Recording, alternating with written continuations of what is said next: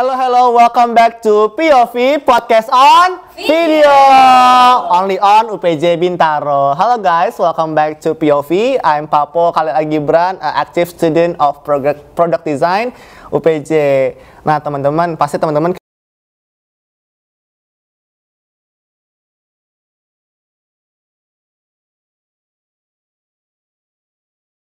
nanti teman-teman nantiin aja apa yang kita bahas hari ini gitu. Di sini di sebelah aku itu udah ada Kanendra sama Kak Valerie yang dimana mereka ini adalah mahasiswa aktif dari program studi desain produk gitu teman-teman. Mungkin langsung kenalan aja kali ya. Halo Kanendra, halo Kak Valerie. Halo. Boleh mungkin kenalan dulu ke teman-teman di audiens yang nonton sekarang nih, dari nama, program studi gitu, sama mungkin apalah bebas gitu. Siapa? Ayo, boleh? Mau bertemu dulu nggak apa-apa, silakan. Halo teman-teman semua, kenalin aku Nendra dari Desain Produk Angkatan 2020. Salam kenal. Halo, aku Valerie dari Desain Produk Angkatan 2020. Salam kenal. Tuh, tepuk tangan dulu dong.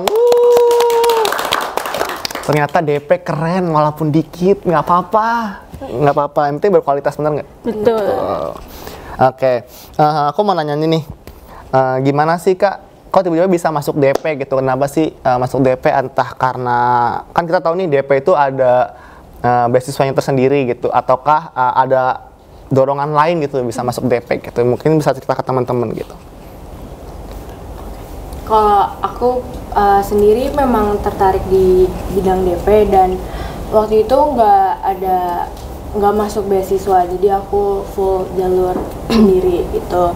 Nah terus papa aku itu salah satu orang yang mendorong aku atau suggest untuk masuk ke DP, karena di Indonesia itu dunia desain produk itu masih kurang diminati ya di Indonesia. Jadi mungkin masih banyak orang yang kayak istilahnya memandang sebelah mata gitu DP. Apa sih DP? Desainnya kemasan doang ya gitu. Dan papaku itu orangnya kayak, kamu udah dikasih satu kesempatan untuk bisa mengubah persepsi orang mengenai DP, dan ya di sini akhirnya aku bisa pelan-pelan menjadi salah satu orang yang kayak, ini DP itu nggak cuma desain kemasan loh, tapi kita juga desain jewelry, transportasi, terus pastinya furniture, meja, dan interior gitu. Kalau kalian sendiri gimana? Kalau dari aku sendiri, emang dari kecil itu aku suka gambar. Terus juga suka bikin produk-produk yang handmade lah, DIY craft gitu. Terus bener banget setuju sama kata Valerie, kalau DP itu bisa dibilang kayak dipandang sebelah mata lah. Karena orang-orang ngertinya desain produk itu cuman desain kemasan. Ternyata pas aku masuk ke sini pun, memang sebelumnya aku belum tahu kalau kita bakal desain banyak banget ya, furnitur lah, jewelry lah, fashion lah, dan lainnya, itu semua bagian dari produk. Dan menurut aku itu suatu pembelajaran baru sih, dan seru banget di DP tuh. Gitu teman-teman, ternyata tuh di DP tuh nggak yang orang-orang tahu kayak bikin kemasan atau bikin produk, itu nggak teman-teman. Jadi kita bisa belajar gimana cara bikin transportasi, terus gimana cara bikinnya baju, tas, atau apapun itu yang berbau dengan fashion, terus tentang perhiasan juga, atau mungkin ada yang lain juga kayak yang belum kita jelasin juga ke teman-teman gitu. Terus selanjutnya mungkin ada nggak sih Kak kesulitan atau struggle selama Kakak kuliah di desain produk tuh apa aja? Mungkin dari Kanendra dulu boleh. Selama kuliah nih hampir 7 semester ya sekarang ya, udah semester 7 ya, mungkin tahu nih pasang surutnya, terus pahit manisnya di DP kayak gimana kan ya gitu. Mungkin bisa tuh cerita ke teman-teman gitu. Ya kalau dari aku sih, namanya belajar nggak ada yang gampang ya. Cuman kalau untuk masa-masa sulit itu di semester awal, karena basicnya aku itu emang bukan dari desain. Aku SMA IPS biasa. Nggak belajar namanya sketsa, belajar namanya 3D gitu. Betul. Itu lumayan ya challenging dan bikin lumayan stres, tapi di semester-semester yang udah mulai semester 4, semester 5 itu kita udah mulai bisa beradaptasi dan lebih seru lah, kayak nggak cuman belajar sketsa, tapi kita juga belajar buat bikin laporan yang baik, untuk presentasi yang baik dan lain sebagainya. Ya. Kalau aku sendiri sih struggle-nya itu di konsistensi ya, karena kan di DP itu emang dari awal kita belajar sketsa dan kembali lagi sama kayak yang Nendra udah sampein, aku juga SMA-nya IPS, jadi waktu itu ya belajarnya tentang IPS aja dan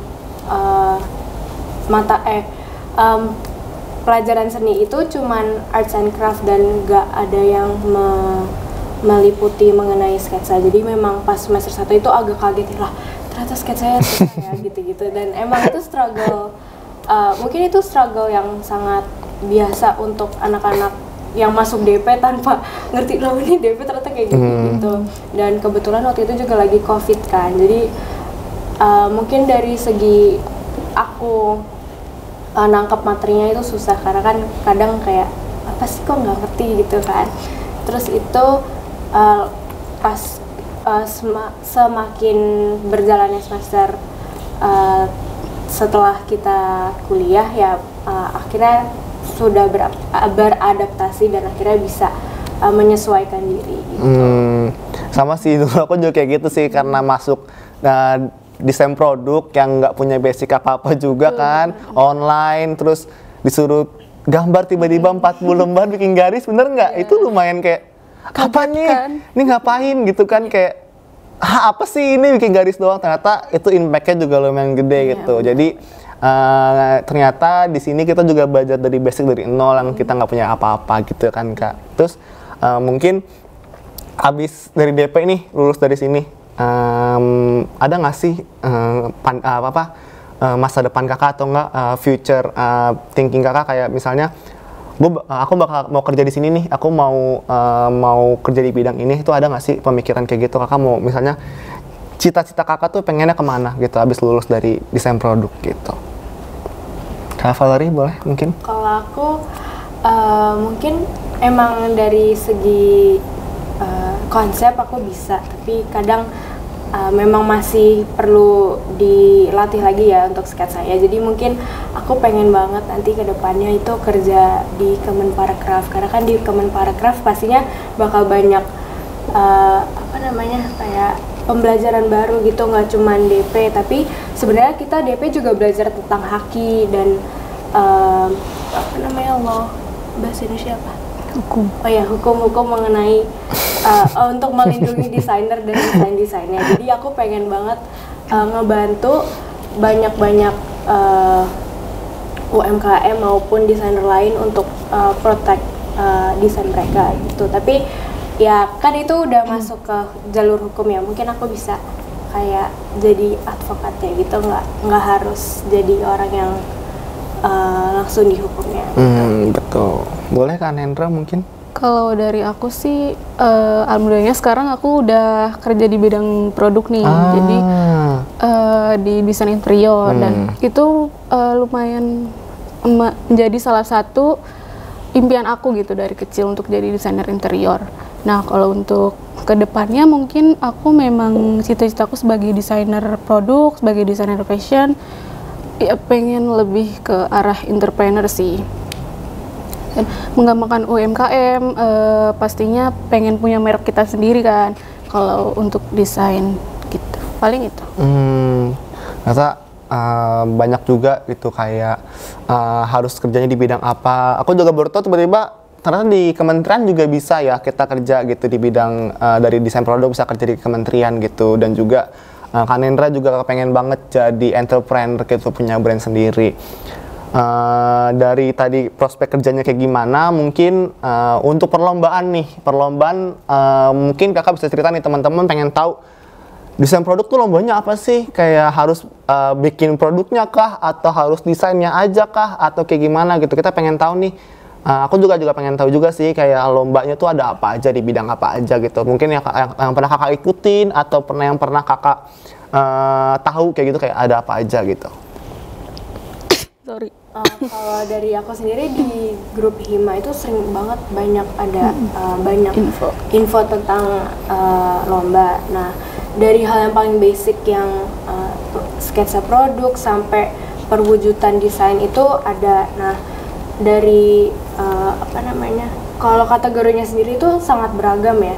Misalnya kita bisa sketsa tas, sketsa sepatu, terus kita juga jewelry, ada transportasi, furniture. Jadi lomba di desain produk itu nggak cuman tentang sketsa, nggak cuman tentang bikin produk, tapi kita juga menjual konsep, dan dari konsep itu kita juga bisa kembangin ke depannya. Dan kebanyakan dari konsep yang udah kita buat itu di company-nya sendiri atau institusi yang mengadakan lomba, biasanya mereka tertarik dan diwujudkan gitu.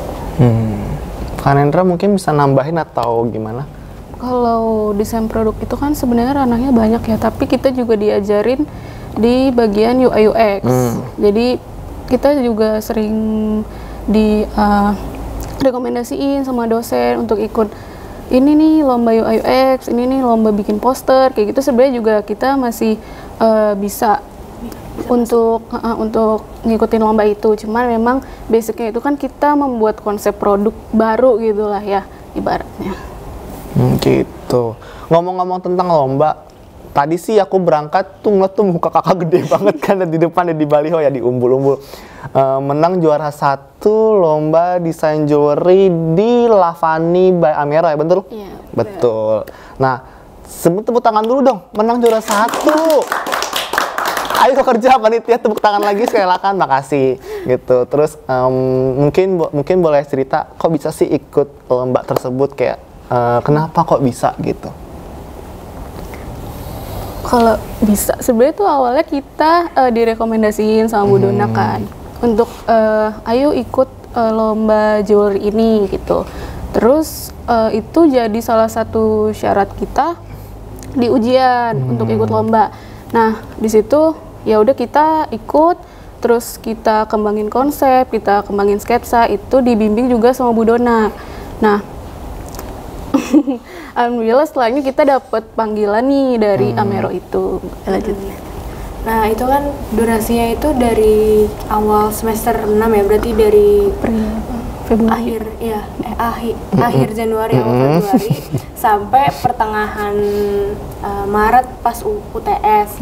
Nah, jadi desainnya itu memang sebenarnya untuk UTS aja, syarat kita untuk masuk ke UTS. Nah, terus ingat banget Bu Dona tuh ngomong kayak gini, semoga ada satu lah yang menang, karena kan kita bersebelas dan di setiap orang itu berdua, jadi ada 5 grup kan. Terus udah nih kita udah kumpulin ke Google Docs-nya mereka, terus kayak hampir 3 bulanan ya, sampai pertengahan Juni tuh baru ada tiba-tiba email masuk gitu. Walaupun sempat hopeless ya, kayak ini ada panggilan nggak sih, 3 bulan lumayan lama kan, kayak nungguin magang ya, beneran nggak kasih. Terus pas itu tuh posisinya aku lagi magang di kantor, terus kayak pas buka email panik banget kan, karena kayak apa ini kan nggak tahu apa-apa gitu, kok tiba-tiba ada email lagi, dan pas akhirnya dibaca, oh ternyata udah masuk waktu itu kategori pelajar 20 besar. Jadi ada 2 kategori kan, umum sama pelajar. Dan yang pas pertengahan Juni itu kita masuk di 20 besar pelajar. Terus 2-3 hari kemudian ada interview. Nah, di interview itu dari pihak Amero dan petinggi-petingginya, kayak ada CEO, juri, dan kayaknya ada salah satu orang dari kementerian juga yang nanya-nanya tentang desainnya, kuliahnya tuh ngapain aja nih, apa sih yang membuat desain kamu unik gitu kan. Terus gak berselang lama, sekitar 3 hari kemudian aku dapat email lagi untuk interview kedua. Nah, di interview kedua ini aku diminta untuk menjelaskan lebih lanjut mengenai desainnya, karena kan yang sebelumnya itu memang lebih ke arah aku sebagai desainer, dan yang di interview kedua ini tentang desain aku, desain kita. Nah, selama itu tuh kayak agak deg-degan ya, karena kan waktu awal itu sebenarnya pas interview yang pertama itu ada beberapa juri, dan mungkin buat aku itu lebih gak menegangkan karena mereka itu positif banget dan nanya-nanya terus ke aku. Kayak lagi desain lagi ini ya, lagi TA ya, kayak lagi lumayan lah belajar dikit buat sidang TA gitu, bener nggak sih? Terus yang interview kedua ini lumayan serius ya, karena cuma ada 1 orang dan emang nggak terlalu banyak feedback. Dan tiba-tiba kita diminta untuk revisi desain. Itu kayak panik banget karena cuma dikasih waktu 2 hari untuk revisi. Kata-ketir tuh, beneran tuh. Panas dingin, meriang, aduh stres tuh. Terus akhirnya kita udah buru-buru banget untuk revisi desain. Terus tiba-tiba udah hilang lagi, nggak kabar. Sampai Bang gitu ya, biasa kayak gitu tuh. Seminggu sebelum pengumuman tiba-tiba ada email lagi. Selamat Anda masuk 10 besar. Itu udah semakin panik lagi dan masih magang lagi kan posisinya. Terus ya udah, sebenarnya kita awalnya tuh udah pesimis banget. Kita udah ya kali nggak mau kali gitu. Yang penting terpampang aja ya mukanya. Kepampang. Itu bener-bener kayak ya udahlah pokoknya berusaha untuk gak mikirin, karena ya untuk kita berdua itu ini pengalaman pertama masuk kompetisi yang dengan ajang yang lumayan besar dan bahkan end up in New York Fashion Week gitu, kayak oh my god. Terus akhirnya ya pas akhir Agustus itu kita diminta ke Plaza Senayan dan ternyata dapat juara pertama gitu. Expect gak tuh tiba-tiba kayak loh kok menang? Ayo boleh tepuk tangan lagi. Oh, maaf, lupa kebiasaan. Keseruan ngobrol gitu, biasa aja teman-teman, santai aja. Oke, coba Kak, kayak expect gak tuh bisa menang, kayak loh kok menang? Oh, kok bisa gitu. Dalam waktu cuman nge-redesign 2 hari, lo kok menang gitu. Walaupun nggak niat ya, tapi kok bisa menang gitu kan. Kan bisa kayak gitu tuh, yang kali bisa menang kayak gitu. Mungkin boleh cerita gitu, kenapa bisa menang gitu. Ada nggak sih kayak pendapat kayak, kenapa ya kok gue bisa menang gitu. Padahal kan desain-desain yang lain tuh bisa yang lebih bagus gitu. Kenapa kok punya kita yang menang gitu. Ada lah perasaan-perasaan kayak gitu, apalagi kan kita ngerjain UTS itu kan bareng ya, maksudnya desainnya kita sama-sama tahu desain punya kelompok ini, punya kelompok itu.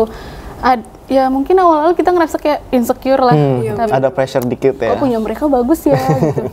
Terus ya insecure lah. Terus pas waktu Valerie kan email Valerie ya, Valerie dikabarin kalau dapat masuk 10 besar, kita masih kayak jangan berharap dulu, siapa tahu ya udah juara 10 gitu kan. Sekarang nggak dibilangin tuh emang juaranya juara berapa gitu kan. Runner up 9 ya nggak apa-apa ya. Bagus ya, tuh. berapa lah gitu. Kemudian nih masuk negara gitu kan. Terus pas dipanggil juara 1 kaget. Teriak nggak? Gemeter. Iya udah gemeter, nggak bisa lihat apa-apa lagi gitu. Iya sih, aku juga nonton tuh. Aku kan nonton tuh live streamingnya. Kak Valerie kayak beneran gitu kan, kayak sampai unexpected gitu kan gitu. Iya, kalau boleh tahu kategorinya ada apa? Itu kan tadi ada pelajar, terus ada apa lagi tuh Kak? Sama umum. Oh umum. Umum itu range usianya bebas gitu ya berarti? Iya, di luar pelajar, di luar mahasiswa. Oh berarti lebih ke bebas gitu ya, ada yang expert atau advance gitu ya, ada yang beginner segala macam juga. Industrinya langsung gitu. Mungkin kan Kakak udah menang nih juara 1, terus temanya dari kalau desain Kakak tuh kayak gimana sih? Mungkin lebih kayak apakah dari penyelenggaranya, dari Livaninya kah, atau memang konsep si desainnya ini tuh sudah Kakak tentukan gitu temanya? Apakah sudah mengikuti dari tema Livaninya atau Kakak mengikuti dari tema Kakak sendiri gitu? Kalau itu sih pastinya dari tema di Livani ya. Dan balik lagi karena kita desain produk, kita kan harus menyesuaikan desain kita dengan konsep awal atau establishment brand yang udah ada. Dan brand identity Livani itu sangat kuat ya, dan itu mengenai Borobudur banget, Indonesian heritage. Okay. Jadi dari situ kita udah dapat bahan untuk riset apa aja sih hal-hal yang bener-bener mencerminkan Borobudur yang Indonesia banget di Livani. Nah, mungkin dari situ kita juga langsung kebayang desainnya kayak gimana kan. Jadi mungkin itu salah satu yang membuat juri kayak, oh nih orang ternyata riset tentang Livani, tentang Borobudur. Dan sebenarnya dibilang niat juga nggak sih, karena kan awalnya memang bener-bener cuma buat nilai. UTS, kita nggak ekspektasi Buat kuliah aja lah ya intinya ya. Tiba-tiba kok bisa gitu. kayak gitu. Kan Hendra mungkin mau nambahin? Ya cukup deh. Cukup, oke, cukup ternyata teman-teman. Terus aku juga kaget sih tiba-tiba dapet info kalau misalnya desain kakak tuh masuk ke New York Fashion Week ya, yang kemarin, bener baru kemarin kan. Itu desain yang mana tuh kayak masukannya? Aku tau kan ada 3 desainnya. Itu apa gitu?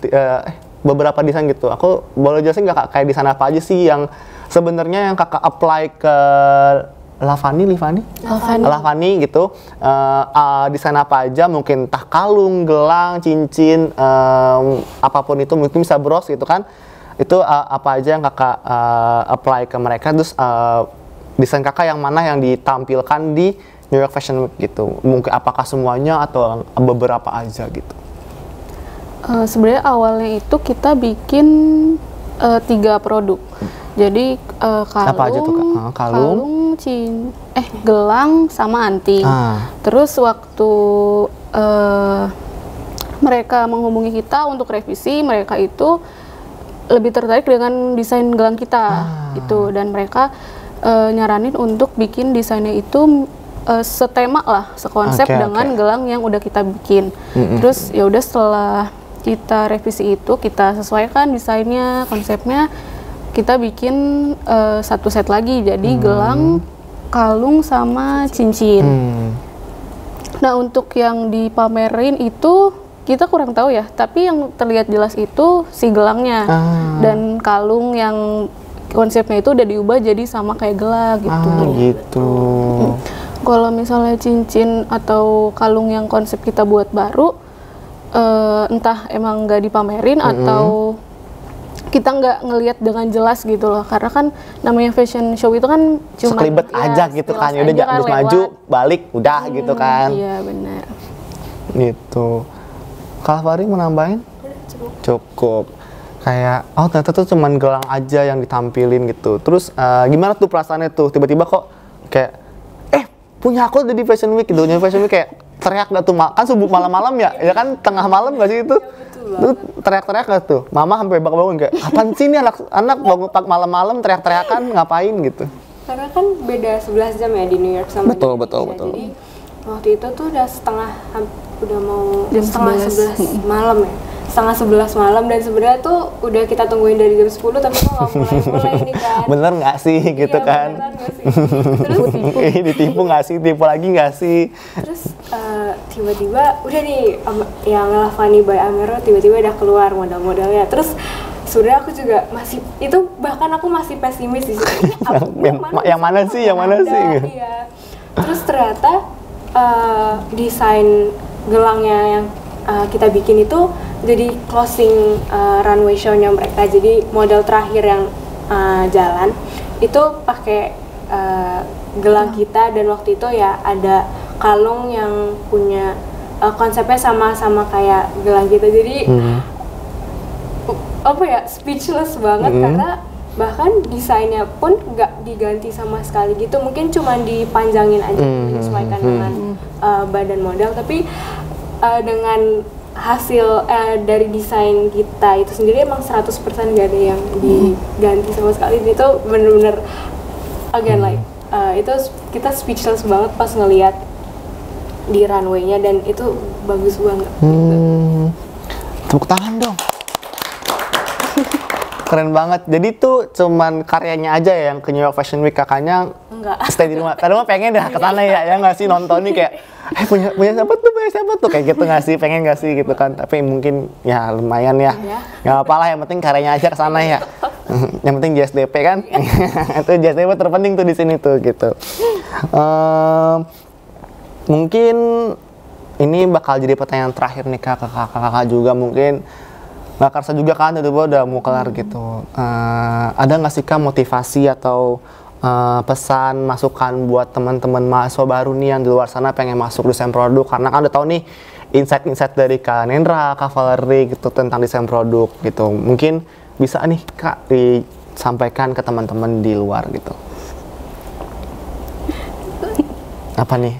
Apa nih? Kalau aku pasti jangan takut untuk mencoba hal baru ya, karena DP again like ini tuh salah satu cabang prodi yang memang di Indonesia belum terlalu diminati gitu, dan bahkan kayak apa ya, orang-orang lain ya again kayak mereka bakal ngeremehin atau pandang sebelah mata DP, tapi ya lihat aja banyak kan ada Buktinya karya-karya yang bisa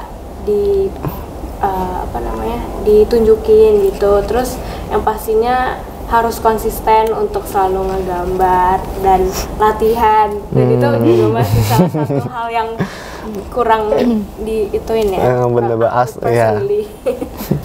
Kan Hendra? Motivasi ya. Iya. Pesan atau apapun boleh gitu. Kalau dari aku konsisten sih, konsisten belajar, konsisten banyak-banyak cari ide nggak sih kalau di DP betul. Karena banyak nih kejadian kayak kita juga semester 7 sering kayak kamu kurang referensi nih, sering digituin lah sama dosen. Kurang riset, banyakin latihan. Bener, gambar itu jadi nomor satu ya. Iya, salah satu yang patokan, lumayan, betul. Salah satu hal yang penting di DP. Tapi nggak usah takut kalau kamu nggak bisa gambar, karena juga dulunya kita nggak bisa gambar. Kita diajarin dari nol, dari bikin garis, bikin bidang, bikin apa titik-titik lah, segala macam. Bener banget. Terus apa lagi? Apa tuh? Aku mau nambahin apa nggak usah lah. Ini yang paling bener lah yang ini gitu. Kalau aku malah nanti melenceng gitu kan.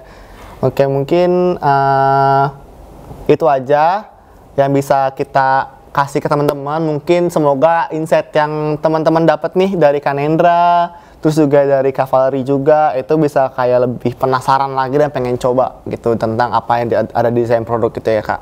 Gitu. Jangan lupa tonton terus di UPJ Bintaro dan juga pantengin terus channel YouTube kita untuk melihat update terbaru lagi dari channel YouTube kita gitu teman-teman. Oh ya, jangan lupa like, terus komen juga nantinya, di subscribe, terus nyalain juga loncengnya, sampai kagak, awas aja. Oke. Aku Papo Kalagibran, pamit undur diri dan see you on the next vlog or podcast. Bye-bye.